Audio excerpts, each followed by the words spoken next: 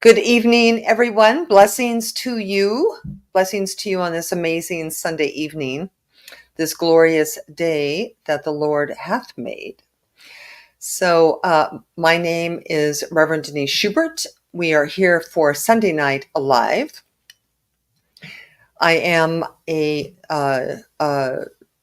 ordained CSL minister, heralding out of the Agape International Spiritual Center. And I don't know, I'm most people call me Rev D, and I actually specialize as a purveyor. A purveyor is one who sells something. I'm one who sells happiness and possibility and helping with strategies for living your best life ever at any age and in all possibilities. I'm 73 years young. I have lived life as fully as all of you have, and still I am here upbeat, positive, and ready to take on more, as so are you. So let us get started tonight. If you are here with me, please check in under the comments. I like to see that I am speaking to real live people, and it helps to create a kind of a Sangha circle or a spiritual community, which is really, really important for all of us because we need partners in transforming how we live our lives and how life is lived by everyone. So thank you for joining me in that endeavor. Hi, Terry. So tonight's topic is Feel Your Way into Bliss. It's a really, really important, good topic for us tonight because it's really, feel your way into bliss. Who doesn't want to experience bliss? You know, bliss is often ascribed to or sectioned off for gurus or people who sit on mountaintops and meditate 20 hours a day, but bliss is meant for everyone. Bliss is our divine inheritance. So I'm happy to talk about this tonight and to explore ways that we might increase our bliss factor. You know, that bliss is experienced by very few, but available to everyone, and certainly to you and me. So let me speak a word of blessing upon us tonight before we dive into the topic. So let's just take a breath together. To bless something is to call it sacred. And I love to call our time together sacred. I do. Because so much of our day is spent in a secular perspective, dealing with the news and family and shopping and eating and cleaning house. This is a time to open our minds and our hearts, a time to break, to, as Sanguru said, to open the doors and windows of our being so that we might experience more. We might have more. We might be more. And so in the blessing, I just invite each and every one of us to let dinner go, let tonight go, let tomorrow go, to simply be here now, to experience a shift, make welcome a shift, and to just open. You know, you don't have to believe everything I say. In fact, please don't believe everything I say. My goal is that you catch something in consciousness and then act on it so that in your own life you begin to prove the principles for yourself. That's really why I'm here. So bliss, so we are blessed. So bliss, the definition of bliss is perfect happiness and great joy. And it's hard. The reason why I called this Feel Your Way into Bliss is because thinking your way into bliss is actually quite difficult. And the only way you can really think your way into bliss is if you are off autopilot and awake enough to be choosing your thoughts carefully. Now, this may sound a little obvious or a little, I don't know, a little like, well, of course, except that very, very, very few people ever shift out of autopilot and move into consciously choosing the thoughts that they will think. So that which is created, so in our lives, that which is created in our experience and in the world by all of us is created at a subconscious level, not a conscious level. It's like created from someplace very, very deep within us. Autopilot means that most of our thoughts, most of our everyday thinking, everyday experience is coming from unexamined thoughts from the conditioned self, meaning the self that was created by life. I often say we have to get over life. We have to recover from life, because life, prior to examining life, is a history of our learning what to think, how to think, and why to think it. And for the most part, it's mostly kind of baloney, really. And, if I think about what my parents thought and believed and what they taught me, is not what I choose to believe today. It's not what I want to believe today. My upbringing, most of our upbringings were pretty governed by what came before. So I was born in 1951, and in those years, 1950 and 1970, the world was mostly afraid. We were in a Cold War, and my parents were mostly afraid of bombs. So that we had a whole room full of water and canned foods just in case the Russians came. My family was also deeply afraid of Hispanic people of Hispanic heritage. I don't know why, but all of this to say that we arrive into adulthood with preconceived ideas and beliefs about people, places, things, and circumstances, which have nothing to do with reality. So when we're on autopilot, most of our thinking is repetitive, habitual, and kind of a what I would say, kind of a knee-jerk thing, right? Kind of a knee-jerk reaction. So because creation happens in the subconscious, it's critically important, and I cannot stress this enough, that you cannot separate thinking and feeling when it comes to creating a life that you will love or creating a world that works for everyone. It has got to slip into feeling mode, because that which you really feel will get manifested. To become a great manifester, you have to understand the relationship between feeling and creating, feeling and creation. So, for example, you can imagine there's a pink elephant, but you actually can't create a pink elephant. Why is that?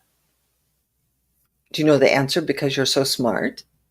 Now, you cannot create a pink elephant because there's nothing in you that believes that you can. There's nothing in you that feels like a pink elephant can be a reality.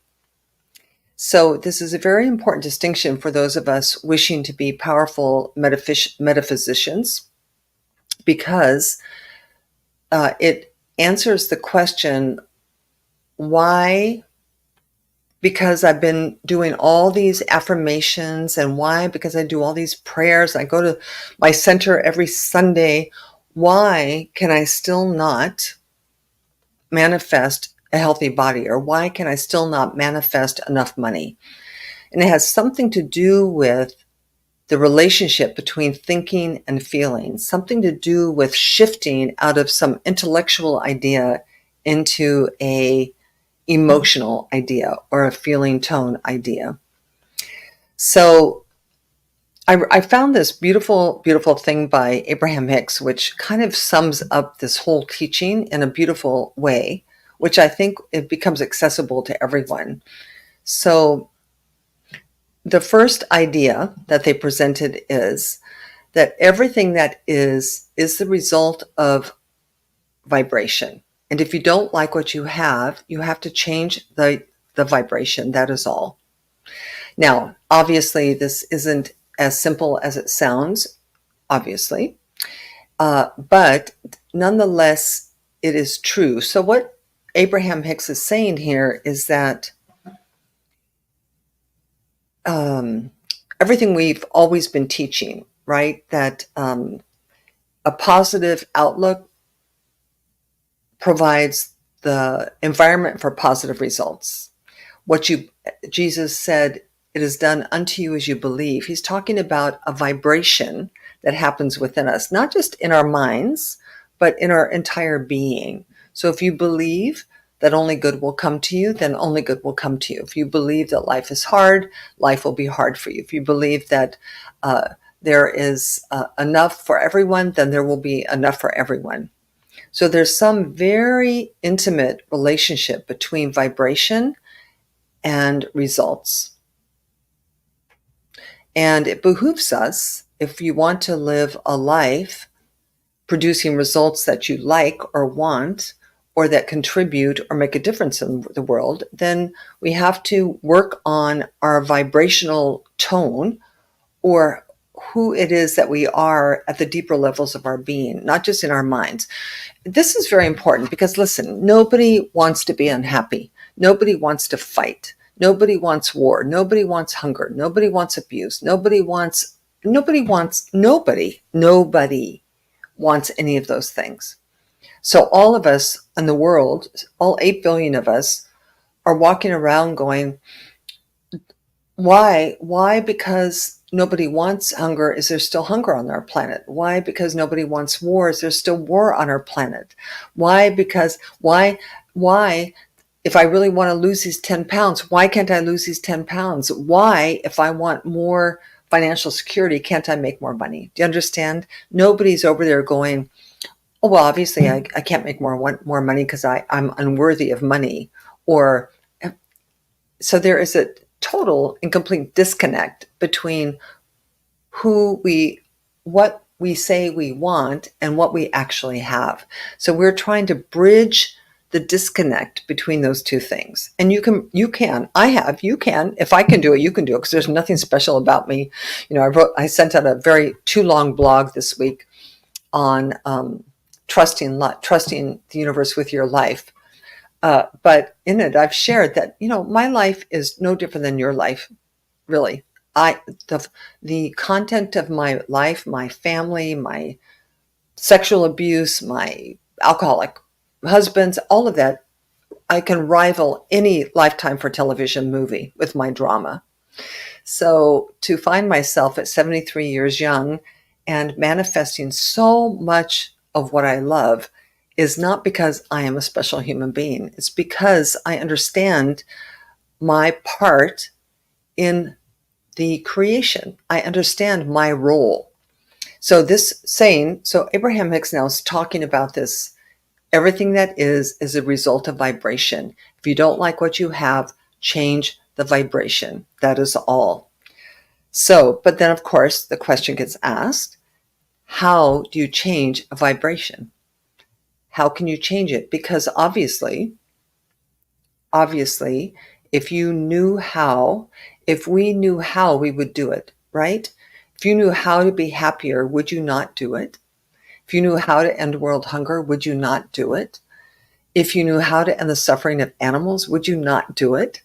So there is something in that we just are missing a piece of instruction. I was contemplating also, have you ever bought a piece of IKEA furniture and tried to put it together? So my experience of IKEA furniture is this. The first time, it's ridiculously terrible because it has its language and you have to understand how IKEA furniture gets put together in order to put it together properly. So the first time it's like, oh my God, I'm going to hire somebody. I'm never going to IKEA again. But pretty soon you get the pattern and the way that the instructions are written, and it becomes easier and easier. So it is with the answer to this question, how do you change a vibration? because this is the instruction manual for living life. Your life personally and our lives collectively. There is an instruction manual. Nobody ever gave it to us. Our parents didn't give it to us. Our priests, our church leaders didn't give it to us. Our grandparents, because nobody knows or knew. There are some people who knew. The Buddha knew. Jesus knew. Maya Angelou knew. Right? Mother Teresa knew. There are some people who know, who have the instruction manual. But now we do, right? So now the secret's kind of getting out. So as a race, as a human race, we are maturing so quickly. So the answer, how do you change a vibration, is, do you know what it is? It is to think differently. Well, that sounds pretty simple, except, right? Except that most of our thoughts are not in our control. Most of our thinking is, as I said earlier, is this regurgitation of old crap that we don't know where it came from. We don't know why we have it, but there it is. And it is playing in our mind all the worry, all the fear, all the doubt, all the negativity, all the pessimism, all the skepticism, all the thoughts which keep us puny and small. Do you all know what I'm talking about? Now, some of us, in fact, all of us were taught by very well-meaning people. So even some of us were taught by well-meaning people that God somehow likes suffering, that God somehow honors those who suffer more than those who don't. This is such nonsense, and it keeps us stuck. It keeps us feeling inferior. It keeps us feeling like, I don't know, like original sinners, like somehow happiness is not okay with the infinite loving intelligence that created this universe. It's nonsense. So if you have that, let it go. Because the world is oriented towards unhappiness and not bliss. The world's oriented towards shame and blame and guilt. So, and all of that makes happiness very elusive. So, think differently sounds like a simple solution, except it's not really a simple solution, because thinking differently is a radical shift into conscious awareness of what you are thinking. But this idea about feeling actually gives us a little bit of an entree that will make the process simple. So then the question is, of course, how do you think differently? Well, I would say Abraham Hicks says, well, I'll tell you what Abraham Hicks says first. They said, start paying more attention to how the thoughts feel instead of the content of your thoughts. So in this moment, let's talk for a minute about what we were taught about our feelings. So I don't know about you, but I grew up in an environment where my mother loved, she loved smart people. She loved the intellect. She loved logical thinking. She loved the ability to think. She loved smart people. She did not so much love emotional people, she did not so much honor the feeling tones of, she had 5 children. And I would say that she did not really honor those too much. So there is something we have to do to move into a space where we actually pay attention to our feelings. Abraham Hicks would say your feelings are everything. They are your intuition. They are your divine guidance. They are your clue to what to do next.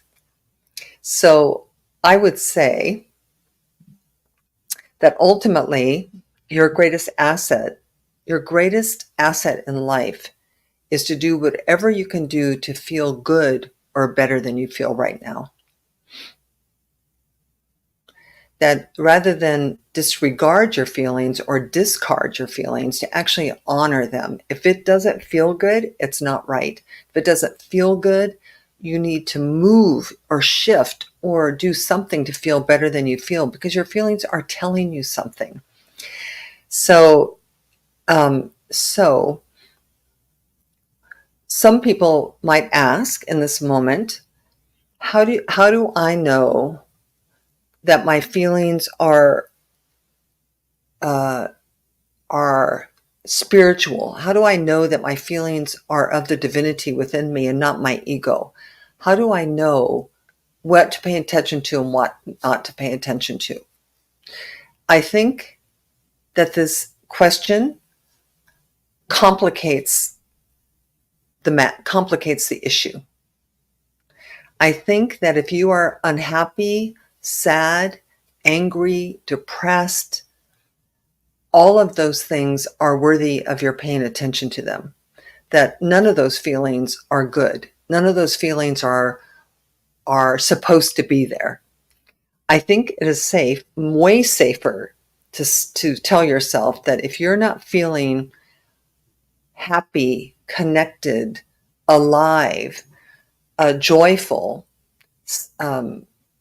meaningful, profoundly important, and respected, that none of those things should be there, that you should shift whatever you need to shift to feel better than that.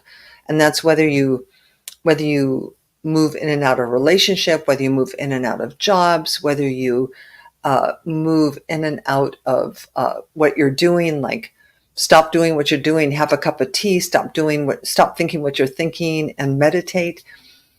Whatever it is, if it's negative, it's time to shift into a better feeling, because the feeling itself is going out from you into the world to create circumstances, conditions, and experiences. And your negative feelings, your bad feelings, cannot create anything good. So my mission today really is to give you permission to be happy, to try to convince you, on top of all of the conditioning, that happiness is your divine birthright, that peace is your divine birthright. And if something's not bringing you peace, you have the capacity within you to think a different thought, which then creates a different feeling of peace, and then peace can actually be created. I hope you're following me, because this connection between thoughts and feelings is a powerful connection, and and something that all spiritual seekers who are seeking to arise out of the suffering of the world must come to grips with, because you and you alone are responsible for your thoughts and feelings. I mean, you can blame other people if you want to. You can say, well, you made me feel sad. But I want you to know that sadness you cannot be made to feel sadness by another person. You can only feel sad in reaction to another person who's triggered something in you. I love to say, you may have pushed my button, but you did not install the button. The button was there before you. Because listen, really, do you think you could walk up to me? Do you think you could walk up to me and say, Reverend Denise, you are ugly and you are stupid and everything you say is really dumb? Do you think that if you said that to me, I would feel bad or wrong or attacked or inferior? I would not. I would not. I would not, because your thoughts and feelings are yours, and my thoughts and feelings are mine. So my goal today is to give you permission to be happy, to be healthy, to be wealthy. Watch your thoughts. If something doesn't feel good, make yourself think something that will make you feel better. I wish this sounded more complicated than it is, but it's really not that complicated. So today, our message today is feel your way into bliss. Don't think your way. You cannot think your way from, Einstein said, you cannot solve the problem at the level of the problem, right? Something needs to shift, not outside of you, but in you, because we are ultimately wanting to live life from the inside out and not the outside in. The outside will teach you to be full of shame and guilt and blame and to be sorry and to be inferior and to worry about what other people are doing and thinking. You have absolutely zero control over what will happen tomorrow in the world.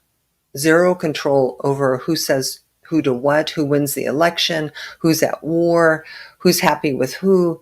It may or may not. You can worry about what's going to happen till now, till the end of time. You can awfulize the future from now till the end of time. And ultimately, all you have in this moment is your feelings and your capacity to honor them. To say, whoa, I'm feeling uncomfortable here. I need to shift so that I feel comfortable. I'm feeling worried here. I need to shift so I don't feel worried. That's your power. And as you shift yourself into better feeling emotions on purpose with conscious intention, your life will begin to be a reflection of those feelings, because that is the creative power that you have. So you may not think you can do it because your circumstances are the way that they are. You could describe to me horrible circumstances. I know horrible circumstances. You can describe to me horrible people. I know horrible people. You can describe to me situations that feel hopeless. I've been in hopeless situations. But you have the power to change those situations. You have the power to move away from those people. You have the power to love those people into better behavior. It's all in you and with you. If you believe me, your life will be happier. I promise you it will. So that's the work today. You can do this and it will pay off in a better and happier life for yourself. So feel your way into bliss. That is our work today. Feel your way into bliss. So what I would suggest this week as you move out of this time together, Sunday Night Alive, where we come together as practical metaphysicians to practice our way into happier, more meaningful lives, is just to notice what you're thinking and to notice a relationship between what you think and how you feel. Eckhart Tolle in The Power of Now says our emotions are right where our thoughts and our body meet. So where your thoughts and your body meets, feelings arise. And Abraham Hicks would say that your tool, your power move into a happier life is to notice where your thoughts and your feelings meet creates negative feelings, and to consciously, intentionally, happily shift into thinking a thought that makes you feel better.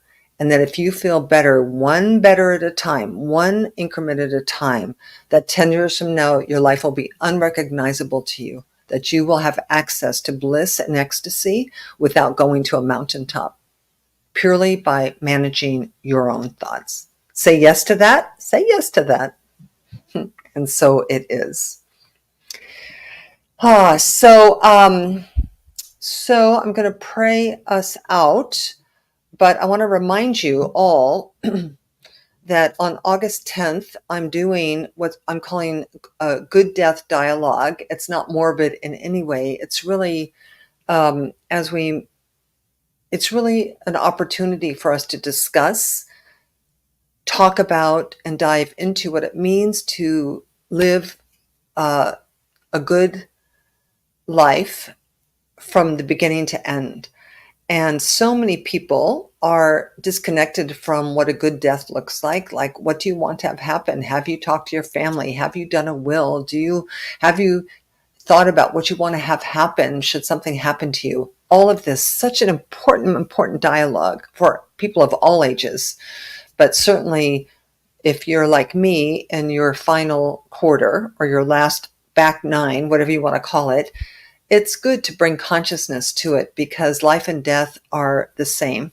It's inevitable. We're all going to die. So if this is a conversation that you feel would be wonderful to have with other like-minded people, please go to my website and you can sign up. It's $40 from 10 to 3, 5 hours of exploring what it means to have a good life, good aging, and good death.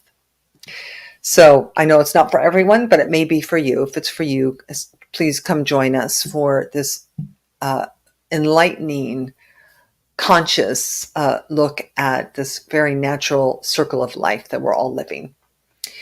If you want some coaching, you can go to my website or reach out to me for that I'm a spiritual life coach talking about how to really bring a spiritual perspective to every aspect of your life, no matter what you're going through. Sometimes it helps not to go through it alone. And finally, if you want to gain access to my blogs or to support my ministry with your love offerings or financial gifts, I accept them. This is this is what I do for work these days. So I do appreciate all of you for your support, whether it's financial or not. Just your being here is good enough for me. So let's, let me just take a moment and close our time in prayer. We close our time in prayer really just to align ourselves with God, align ourselves with good, align ourselves vibrationally with everything that we want and pray for every day for ourselves and for others. And so turn within with me for these final few moments, closing our outer eyes, letting your circumstances, your conditions, your conflicts, your heartaches to simply fade into the background for a moment. We're not ignoring them. We're not pretending they don't exist. We are simply remembering to remember in this moment that we are divinity dressed as a human being, that we are sacred, holy beings dressed as a human life, and that as we become aware of this, that we can bring all the power of the infinite into our daily living. We can shift all of the negativity, all of the worry, doubt, and fear into positive expectation. We can shift all of it into believing that we have a right and a reason to be here and the power to use our connection to spirit to actually change people, places, conditions, and circumstances. I know that this is true. I myself am a master manifester, and not because I'm special or lucky, but because I apply these principles every day in every way and continue to do so even in my own life. And so what I know for each and every person within the sound of my voice is that the power of the divine is within you, that it is possible. In God, all things are possible. It is possible to shift into a better feeling vibration in any given moment, purely through your will and intention to do so. And so I know this for you today. I pray for God to appear to you as comfort, as guidance, as vision, as rehabilitation, as absolutely whatever it is that you need to step into the truer part of yourself, the spiritual identity that is the very essence of your being. And so for all the blessings of being together tonight, some known in this moment and some not known in this moment, I trust that as the week continues, you will continue to be bombarded with insight and revelation and positive expectations and beliefs. And all of these things will result in a better life experience for us and for the world we live in. I'm grateful for this. I invite you to be grateful for this as well by joining me in closing our time together by saying, and so it is. Amen, amen, amen. All right, peace and blessings to you, my beloveds. I will see you next Sunday on Sunday Night Alive. I may see you. I'll be speaking at the Unity Church in Bonita Springs again next Sunday. So please join me for a very wonderful topic on butterflies, and reach out to me this week if you need absolutely anything. So I love you. You love me. All is well, and so it is. See you next time.